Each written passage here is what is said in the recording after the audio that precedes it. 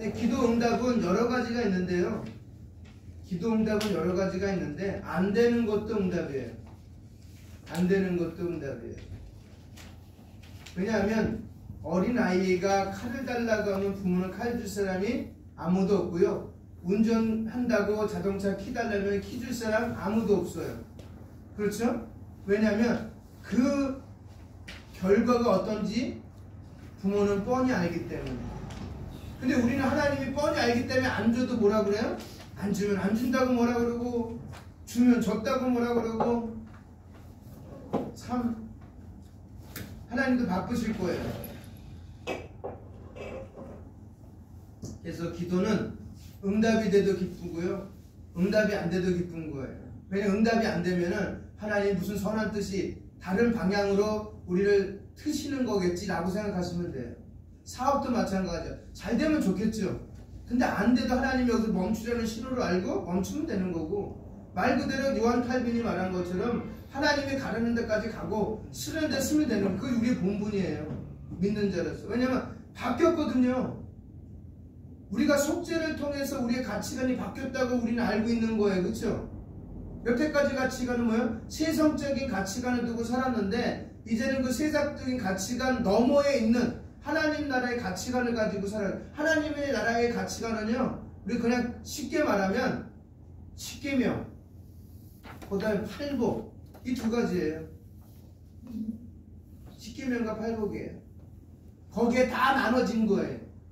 근데 그 두 가지를 너무 많다고 못 지키니까 하나님이 우리에게 아들을 통해서 주신 건 두 가지예요. 우리가 늘 하잖아요. 십계명 뒤에 파란 글씨로 마태복음 22장 38절로 4절, 위로는 하나님 사랑하고 아래로는 내 이웃을 내 자신과 같이 사랑하는 것.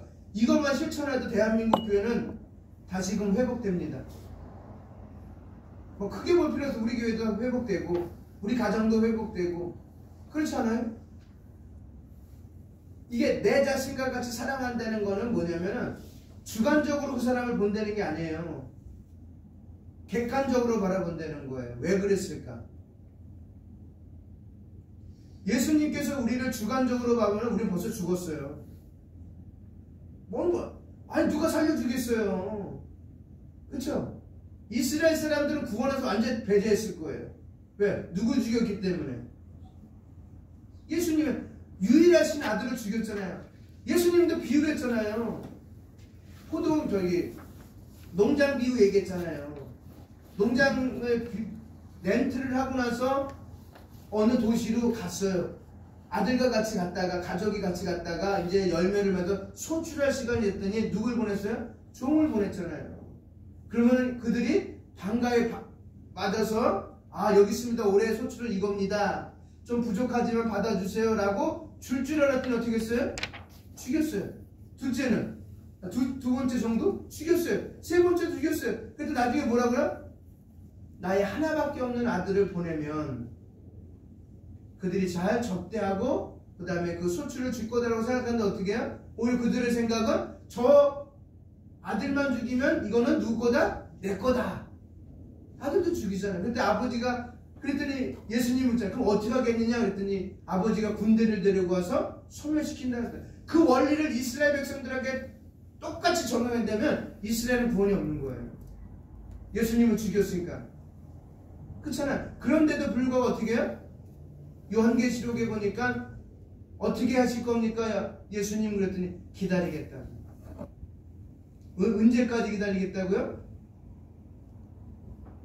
피 묻은 손이 피 묻지 않는 손으로 바뀔 때까지 기다리겠다. 그것이 우리 구원받는 사람들에게 너무나도 큰 은혜예요. 만약에 그렇지 못하고 오늘이라도 당장 오신다 우리 다 죽어야 돼요. 구원받지 못한 상태에서. 그래서 예수 믿는 사람이 예수 믿지 않는 사람에게 복음을 증거해야 될 유일한 이유예요. 그게 영원한 지옥으로 할 수 없잖아요. 우리 예배소는요 지금이야 육지가 많이 차지하고 있었지만은 예배소서 당시가 로마가 다스리던 그때 보면은 에게해하고 같이 붙어 있었어요. 이 예배소가. 그러니까 항구가 바로 앞에 있었다고요. 에베소 항구가. 거기서 바로 가는 길이 있어요. 그 길. 에베소 교회 가보면 그 길이 따로 있어요. 중앙에. 거기서 물건이 들어오는 거야. 얼마나 풍요롭게. 아까 몇 명이 살았다고요? 에베소에? 40만 명. 지금도 여기 광명시가 27만이에요. 13만이 더 많은 거예요. 에베소가. 그 사람이 많다는 건 뭐예요? 경제적인 융통도 좋고, 그쵸? 재화도 넘치고, 일자리도 넘치고, 풍요롭다는 거 다, 있을 거 없을 거 다 있을 거예요. 대한민국 한번 볼까요? 강남이 왜 이렇게 풍요로워요? 있을 거 없을 거 다 있어요. 저기, 경상도, 대구 옆에 뭐죠? 군인가? 군위지방 내려가 보셨어요? 사람이 없어요. 사람이 없어. 거기에 뭐가 없어요? 경제적인 활동할 수 있는 게 없어요. 그런 젊은 사람도 떠나고, 그러다 보니까 병원도 떠나고, 슈퍼마켓도 떠나고, 학교도 떠나고, 남는 게 없어요. 빈곤화되는 거예요. 근데 에베소서는 그만큼 화려했다는 거예요. 화려함과 대비되는 게 뭐라고요? 신앙이잖아요. 여러분, GDP가 2만 달러가 넘으면 유불선을 떠나서 교회를 안 다닌대요. 사람들이. 종교학자들이 이야기가 유불선을 떠나서 어떤 종교든지 마찬가지래요. 종교를 안 갔는데요. 우리나라는 언제부터 안 가졌냐면 그게 결정적인 그 포인트가 어디냐면 김정은인가? 여자? 연예인, 영화배우 있잖아요. 카드 선전할 때 나를 위해서 떠나라라고 하는 거 있잖아요. 열심히 일한 당신 떠나라 하면서 카드 쥐어주고 하는 그 순간부터 교회는 점점 폐쇄해서 그게 90년대 초반이에요. 88 올림픽 끝나고 나서 얼마 안 있고 나서 그때 당장 우리나라의 경제가 막 부흥할 때잖아요. 98년도 IMF 보기 전에. 그러니까 에베소서가 그랬대요. 그 풍요로움 속에서 뭐와의 관계가 없었던 거예요? 하나님의 관계가 없었다는 거예요. 거기 가보면요, 아데미 신전도 있고요. 우리 앰뷸런스 보면은 이렇게 막대기가 있고 뱀 모양 막 이렇게 있잖아요. 그게 이제 치료의 신이에요. 로마 신화에 보면, 로마 그리스 신화 보면 치료의 신이 있어요. 그 치료의 신이 거기 있어요. 그런 신들이 곳곳에 있어요. 아폴로 신전도 있고, 그 다음에 아데미 신전도 있고, 아데미 신전은 뭐냐면 풍요의 신이에요. 그래서 아까 보면 알겠지만 되게 작아요. 석상으로 세운 건 큰데 파는 아데미 신전은 요만할 거예요. 요 손바닥만한데 거기에 가슴이 어마어마하게 많아요. 풍요 상징한다고. 그런 사람들에게 복음이 들어가겠어요? 이미 세뇌된 사람들에게? 그들이 깨닫기 전에는. 북한에서 넘어온 사람들이 깨닫는 데가 얼마 안 걸리지만 북한 사람들이 넘어와서 이 거리를 보면 그렇대요. 세트장이라고 얘기한대요. 아, 우리가 오니까 넘어온 우리를 위해서 어떻게 한다고요? 세트장을 만들어 놨구나. 근데 세트장이 아닌 거는 며칠만 지나다 보면 깨진대요. 북한에서는 그렇게 가르쳤으니까. 그 세뇌를. 그러니까 그렇게 이방신에게 젖어있는 그들에게 바울이 가서 증거할 때 쉽게 받아들이겠냐 이거죠. 오늘날은 뭐에 젖들어 있어요 우리가? 물질과 권력에, 지식에 우리가 물들어 있는데 그걸 갖다 복음으로 바꾸려 하니 쉽게 바꿔지겠어요? 하는 말이죠. 예수 믿는 너희냐 잘 먹고 잘 살아. 우리 잘 먹고 잘 살고 있어. 뭐라고 말할까 보자. 할 말이 없는 거예요. 옛날에는 가능했어요. 예수님 믿으면 복 받아. 70년대 80년대 그때 한참 붕 일어나갖고 다른 얘기 안 했어요. 그냥 교회 나오면 부자 돼. 그럼 교회 나오는 거야 그냥. 그래서 그때 당시 80년대는 이런 예배당도 아니에요. 그냥 하우스 천막 쳐놓으면은 그냥 사각 관자 놓고 해서 예배 드리면 사람들 몰려왔어요. 근데 지금은 안 가요. 왜? 이미 배불러 있거든. 풍요가 나를 머리부터 발끝까지 감싸고 있기 때문에 더 이상 풍요가 필요 없는 거예요. 예수님 주는 풍요 필요 없어요. 이제 주관적으로 예수를 믿는 거죠. 교회 다니고 주관적으로. 객관적이 아니라. 내가 맞는지, 이성적으로 맞는지 안 맞는지 판단해서 교회 다니는 거예요. 그러다가 떨어져 나간 사람들이 누구야? 가난한 성도가 되는 거예요. 그런 사람들이 우리나라에 지금 100만이 넘어요. 가난한 성도가. 자기 주관대로. 성경을 읽다 보면 11조 하지 말라는 11조 하라는 내용이 없네. 근데 교회에서는 11조 하라고 그럴까? 하면서 유튜브도 보고 자기가 자기 주관적인 생각 갖고 하다 보니까 맞아. 그 다음에 예배 모임 안 가도 되네? 이렇게 자기가 스스로 파는 거예요. 그러다 보면 교회가 점점 멀어지고 그들만의 신앙의 리그로 가는 거예요. 만약 예수님께서 관계 때문에 말씀드리는 거예요. 관계가 설정되지 않고 그냥 내가 그 십자가에 달린 그 사건을 믿기만 하면 돼 라고 했다면 교회가 필요 없지. 그냥 전도자가 나가서 바울처럼 예수 믿으십시오. 그분은 하나님의 아들이십니다. 그 정도만 본고 증거하다가 성령 하나님의 이끌려서 내 마음속에 들어오게 되면 자정하게 되면 집에서 혼자 예배도 드셔도 돼요. 성경책 보고. 근데 성경에서 말하는 교회는 그런 공동체가 아니에요. 모여갖고 하나의 공동체를 이루면서 거기서 하나님을 발견하는 거예요. 그리고 위로하고 격려하고 같이 기도하고. 그래서 기도의 전제는 관계예요. 관계가 깨지면 다 깨지는 거예요. 두 번째는 뭐냐면 우리는 오직 그리스도의 중보 속에서 하나님께 기도합니다. 이 말은 뭐냐면 우리가 기도를 열심히 하잖아요. 기도를 열심히 하면 맨 끝에 뭐라고 기도해요? 맨 끝에 끝날 때 예수님의 이름으로 기도합니다. 기도드립니다. 기도 막 그러잖아요. 아멘이라고 하잖아요. 왜 이름을 넣어요? 그분이 나와 하나님 사이에 뭐 해준다고요? 중개 역할을 해준다는 거예요. 그래서 우리가 아무리 앞에 기도를 많이 해도 아멘 하면 그 기도는 기도가 아니에요. 꼭 예수님의 이름으로 기도합니다가 꼭 들어가요. 그분의 이름이 들어가야 돼요. 교리문답은 하나님께서 기도응답을 주시는 신학적 근거를 설명해 줍니다. 우리는 받을 자격이 없는 자들이지만 우리 주 예수 그리스도 때문에 우리의 기도를 분명히 들어주신다는 확실한 근거를 가지고 있습니다. 교리문답은 우리가 그리스도 때문에 기도응답을 받는다고 말합니다. 이것이 바로 우리가 그리스도의 이름으로 기도하는 이유입니다. 한번 읽을까요? 요한복음 14장입니다. 요한복음 14장. 요한복음 14장.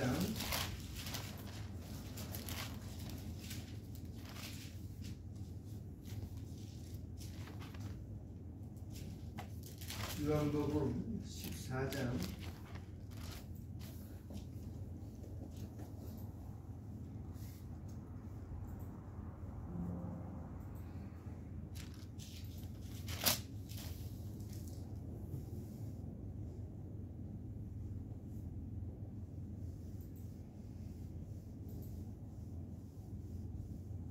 13절, 14절을 같이 읽겠습니다. 시작. 너희가 내 이름으로 무엇을 구하든지 내가 행하리니 이는 아버지로 하여금 아들로 말미암아 영광을 받으시게 하려 함이라.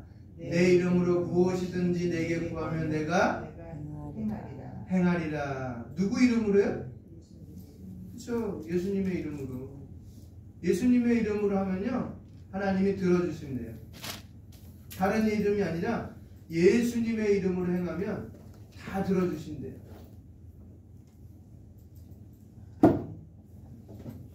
그러니까 아프면 예수님께 얘기하는 게 아니라, 그러니까 우리 모든 맞아. 기도는 뭐라 그랬어요?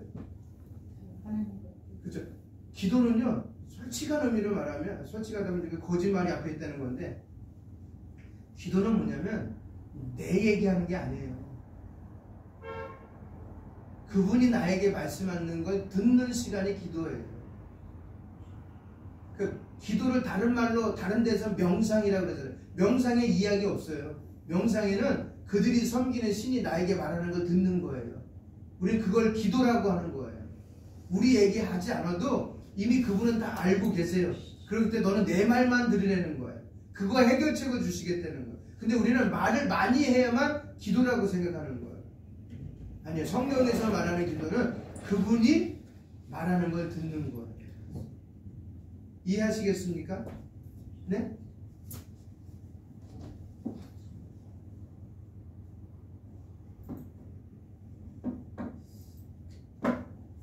그래서 같이 읽었지만 거기서 보면 그리스도께서 제자들을 향하여 너희가 무엇이든지 내 이름으로 구하면 이루겠다고 하십니다. 우리는 그분의 약속에 따라 그리스도의 이름으로 기도를 하는 거예요.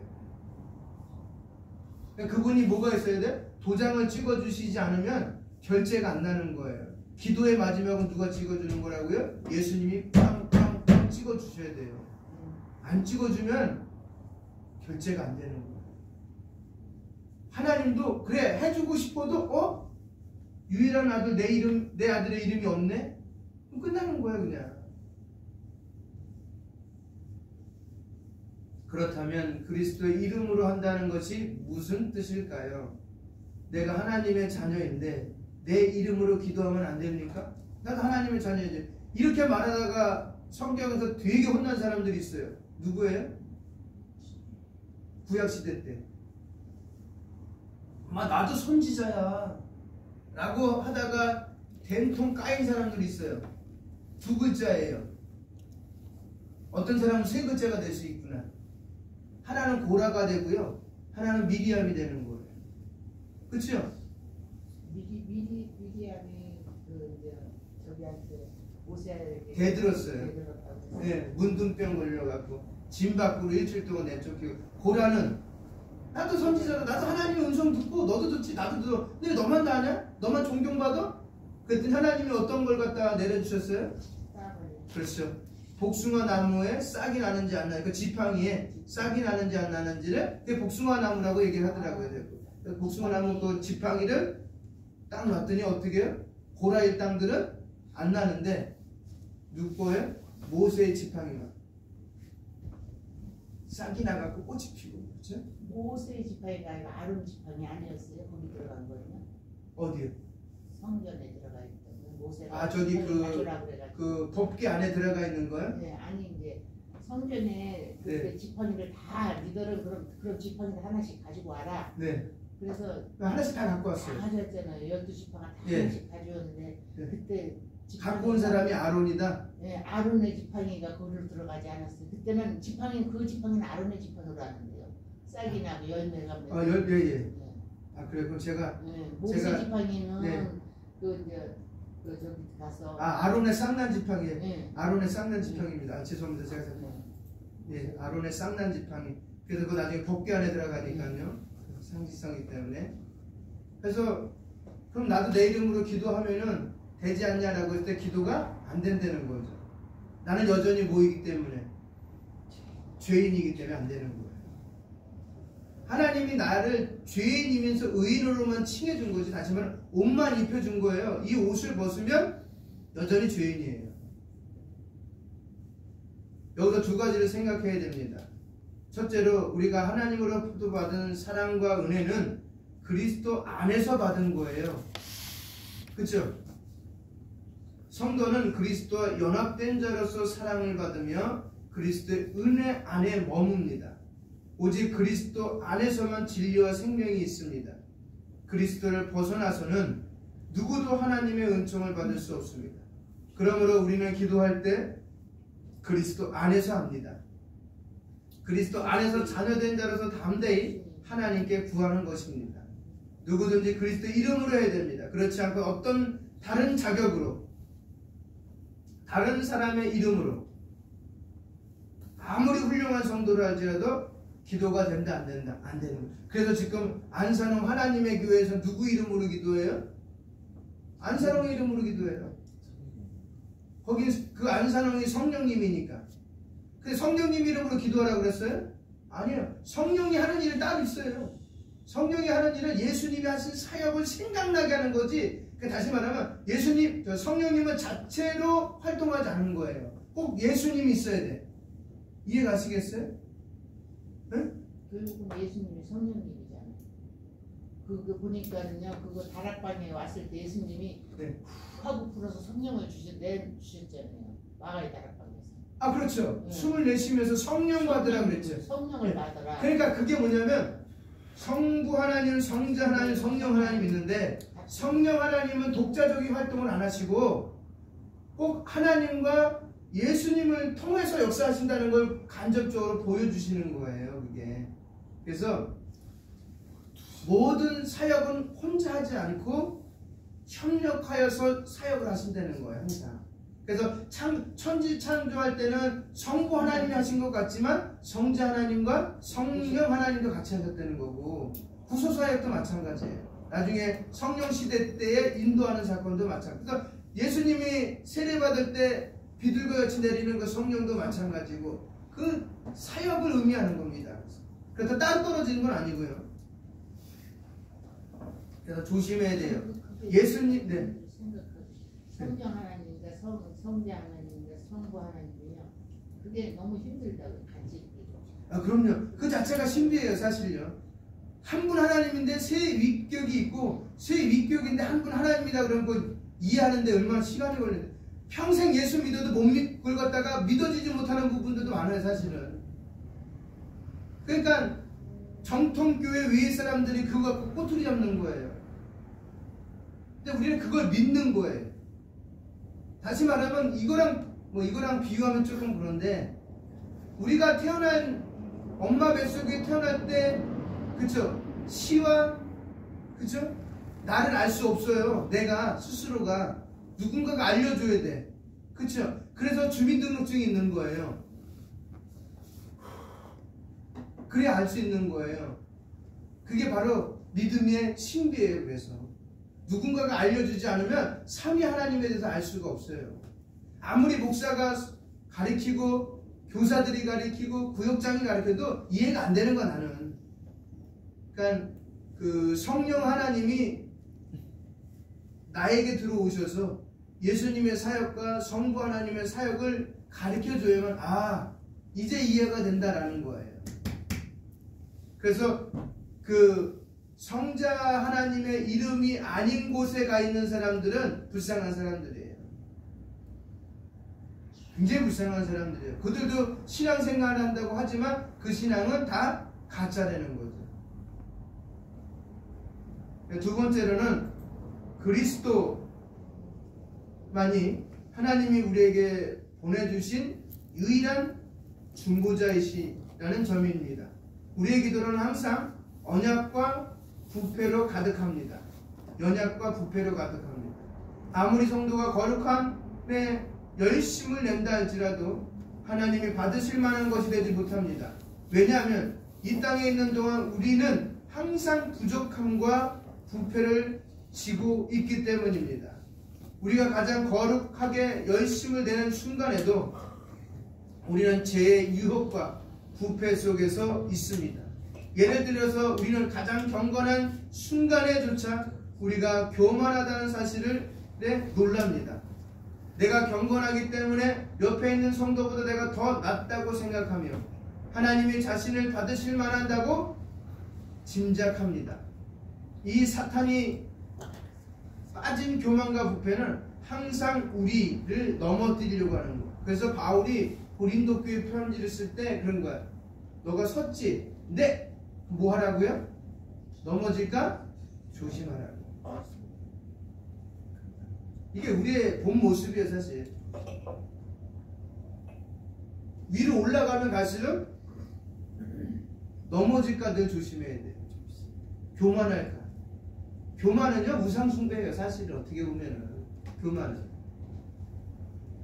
왜냐하면 교만이란 뜻에 사탄이라는 이름도 있거든요.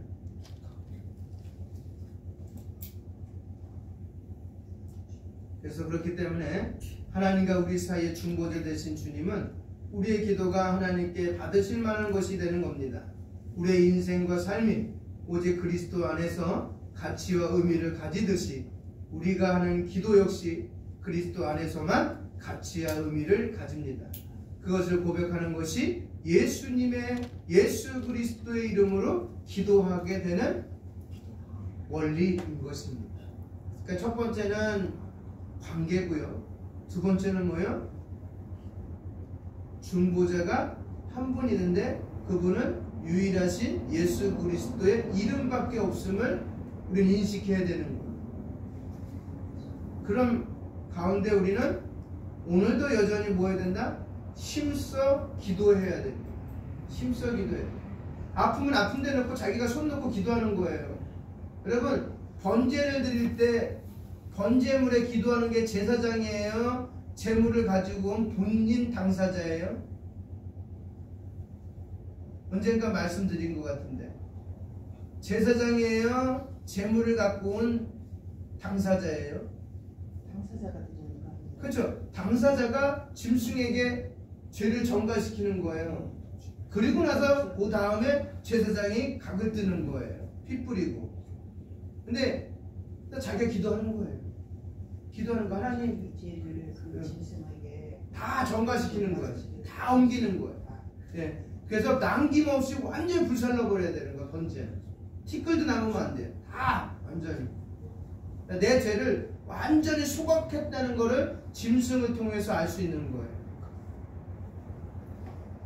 그리고 제사장인 우리 목회자들도 기도해 주는 거고,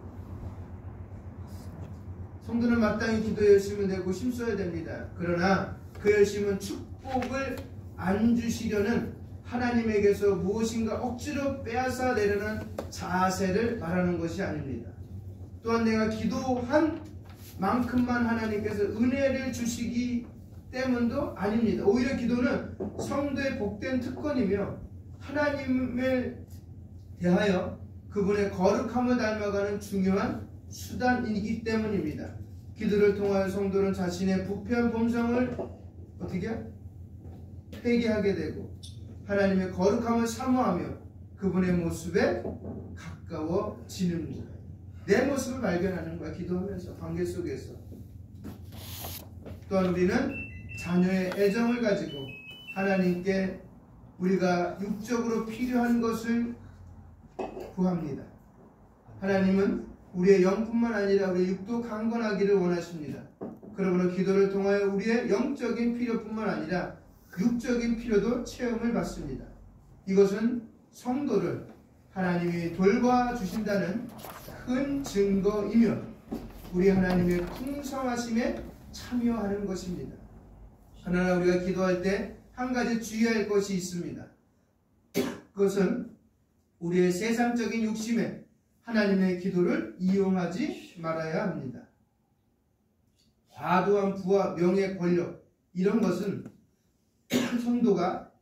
성도에게 마땅한 바가 아닙니다. 오히려 잠언 기자의 기도대로 하나님을 잘 섬기기 위해 너무 과도한 분함, 가난을 피우고자 하는 그의 마음을 하나님께서 기뻐하실 것입니다.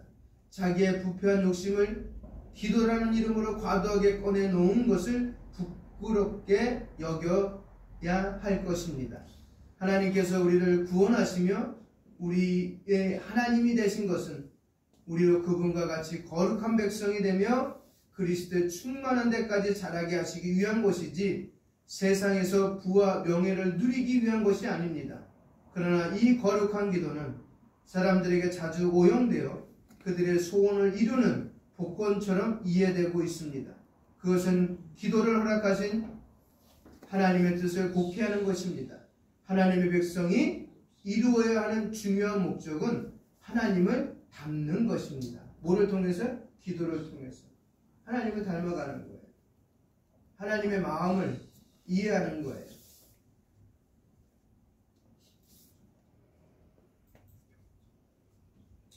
그래서 여러분 마무리 짓겠습니다. 그래서 기도는 성도의 복된 특권입니다. 하나님을 대하여 그분의 거룩함을 닮아가는 중요한 수단입니다. 기도를 통하여 성도는 자신의 부패한 본성을 치는 회개 기도를 하며 하나님의 거룩함을 사모하며 그분의 모습을 가까워지는 것입니다. 또한 우리는 자녀의 애정을 가지고 하나님께 우리의 육적 필요를 구하는 것입니다. 그러나 기도할 때 주의해야 할 한 가지는 뭐다? 세상적인 욕심에 하나님의 기도를 이용하지 말라는 것입니다. 기도는 뭐다? 하나님을 닮는데 목적이 있다라는 것을 45가에서 말하고 있습니다.